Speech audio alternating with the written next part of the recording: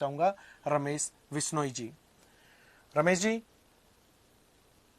जी, स्वागत है आपका इस अद्भुत प्रश्नोत्तरी में। नमस्ते सर। नमस्ते। आप जोधपुर राजस्थान के रहने वाले हैं। आप हाँ सुन पा सर। रहे हैं रमेश जी? हाँ सर। किसकी तैयारी कर रहे हैं अभी आप? Sir high court group D. High court group D. ठीक है रमेश जी, आपके अग्रिम जो भी भविष्य है, अग्रिम जो भी परीक्षाएं हैं, उसमें मेरी और मेरे उत्कर्ष पूरे परिवार की तरफ से आपको पहले से ही wish you all the best. जो भी आपके इस अद्भुत प्रश्नोत्तरी के अंतर्गत जो प्रश्न है, उनमें से आपकी स्क्रीन के ऊपर मैं पहला प्रश्न आपके सामने रख रहा हूं। आज का पहला प्रश्न आपके सामने है, गोबी का मरुस्थल किस देश में स्थित है? गोबी का मरुस्थल किस देश में स्थित है? मैक्सिको, सोमालिया, मंगोलिया और मिस्र।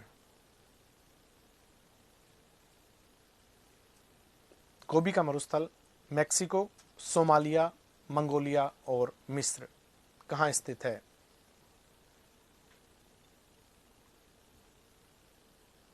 सी सर। मंगोलिया। श्योर है आप?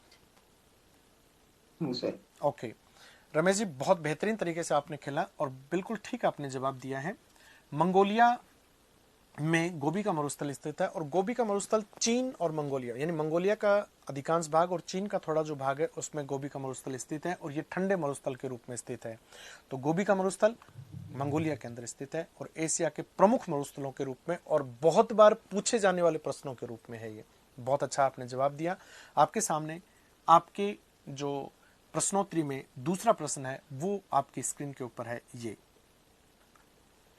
Great barrier reef, great barrier reef महान प्रवाल भित्ति क्या है? ऑस्ट्रेलिया के निकट एक प्रवाल भित्ति, राजस्थान में एक जल विभाजक, चीन की दीवार, रोकीज पर्वत की एक श्रृंखला।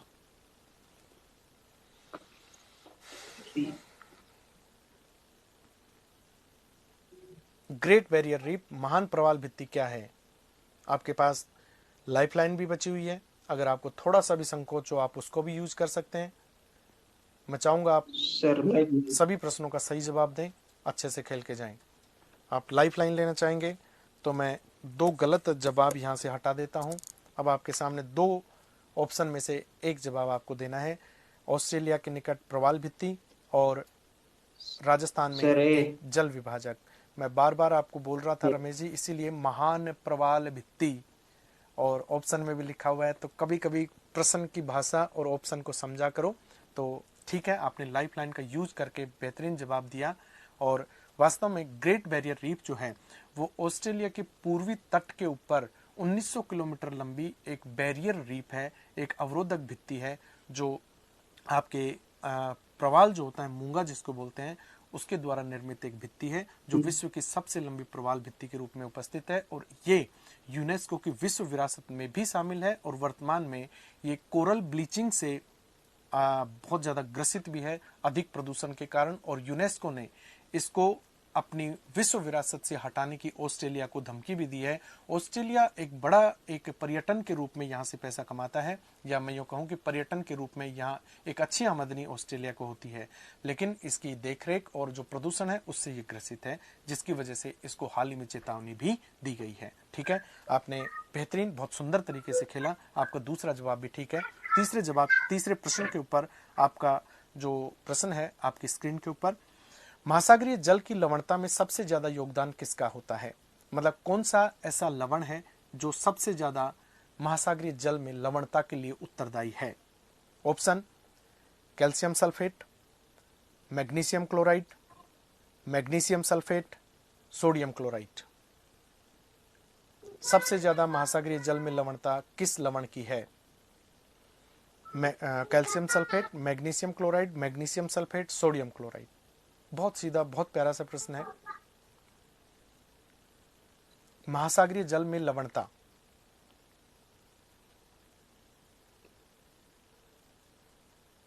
समझ पा रहे हैं आप? सुन पा रहे हैं रमेश? हाँ सर।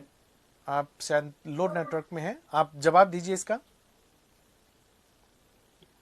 लाइफ लाइन आपकी पूरी हो गई। इसमें जो भी जवाब है, 4। Sodium chloride.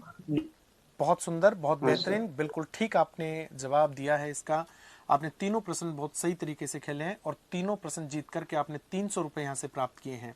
देखिए, लवणता जो होती है वो महासागरीय जल के अंदर लवणों की जो मात्रा होती है उसको लवणता कहते हैं। वास्तव में 1000 ग्राम जल के अंदर जितने ग्राम लवण घुले होते हैं वो उसकी लवणता होती है। और महासागरों की जो औसत लवणता है वो 35 प्रति हजार है। 35 प्रति हजार यानी 1000 ग्राम जल के अंदर 35 ग्राम लवणों की मात्रा घुली हुई है, वो उसकी लवणता होती है।